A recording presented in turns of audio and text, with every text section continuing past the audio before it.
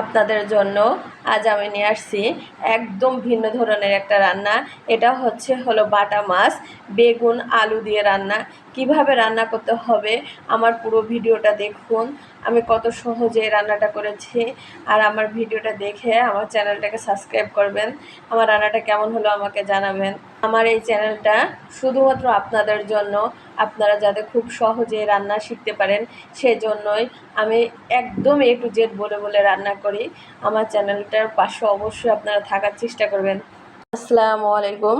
আপনাদের দেখাবো আজ বাটা মাছ বেগুন আর আলু দিয়ে ঝোল রান্না করা।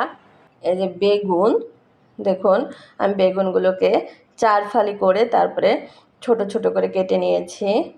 আলু, এটা জিরা পেস্ট, শুকনো ঝালের গুঁড়া, রসুন, কাঁচামরিচ, লবণ, হলুদ, জিরা পেস্ট, আর লাগবে লবণ। এখন আমি মাছগুলো রান্না করতে চলে যাব। প্যানটা আমি গরম করে দিয়ে দেব তেল। তেলটা গরম করে এখন মাছের লবণ হলুদ মাখিয়ে রেখেছি সে মাছগুলা আমি এখন ভেজে নেব।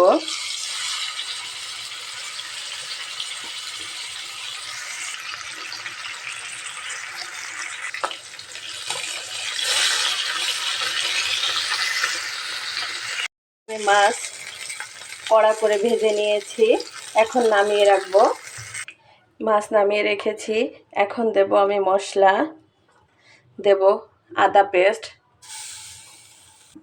পেঁয়াজ আমি পেস্ট করে নিয়েছি, রসুন ছোট 1 চামচ, দিয়ে দেবো কাঁচামরিচ কুচি। এখন দেব শুকনো ঝালের গুঁড়া অল্প একটু, শুধুমাত্র রং হওয়ার জন্য। দেব হলুদের গুঁড়া সামান্য একটু, 1 চামচ, ছোট 1 চামচ লবণ। ভালো করে কষিয়ে নেব। এই কষানো মশলার ভিতরে দিয়ে দেবো আলু মশলার সঙ্গে আমি একটু কষিয়ে নেব।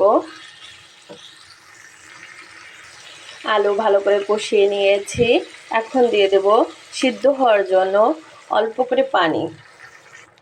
আলুগুলা ঢাকনাতে ঢেকে দেব সিদ্ধ হওয়ার জন্য।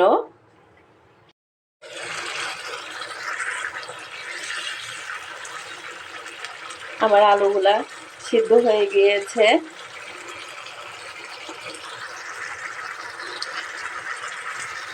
এখন দিয়ে দেব ঝোলের পানি। ঝোলে এই যে জাল উঠেছে, এখন আমি দিয়ে দেব বেগুন।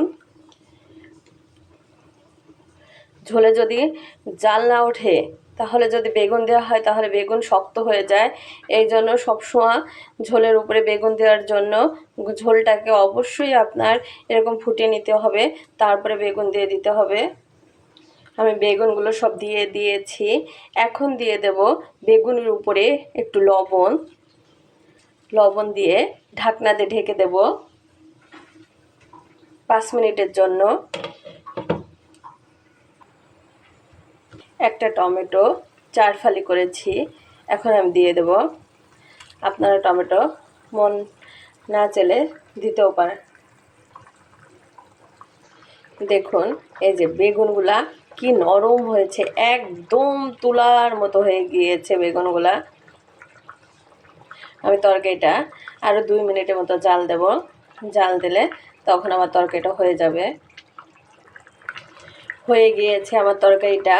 এটা আমি বাটা মাছ আলু আর বেগুন দিয়ে রান্না করেছি। এখন আমি নামিয়ে ফেলবো।